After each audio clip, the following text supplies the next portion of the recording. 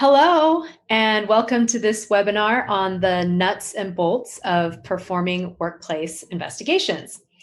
My name is Tina Ro-Connolly, and I am a partner with the Oppenheimer Investigations Group, and we are a law firm dedicated to conducting school and workplace investigations, as well as mediations, trainings, and coaching.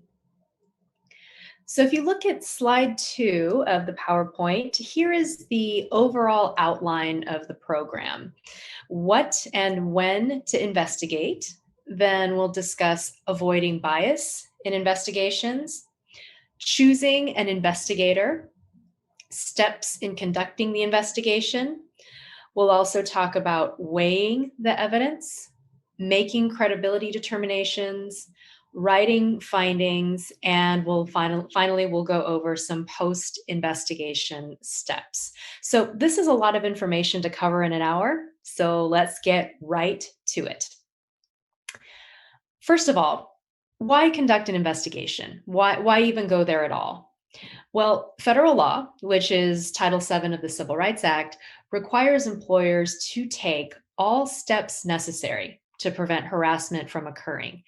Simply put, the law requires employers to do so. And the EEOC, the Equal Employment Opportunity Commission, which is the federal agency tasked with enforcing Title VII, has its guidelines with respect to addressing harassment in the workplace. And we've provided you with a link to those guidelines in the PowerPoint deck. However, aside from the legal requirements, it's important to be conscientious of workplace morale. What happens to employees if harassment in the workplace is not addressed, or even workplace bullying? Do you think that employees want to come to work?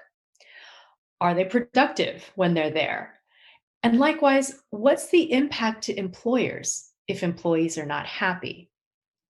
Things like tardiness or high turnover. These are certainly real consequences to any agency and to any business.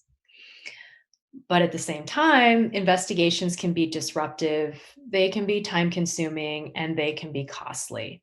So the first step to consider is, number one, what do I investigate and when should I investigate?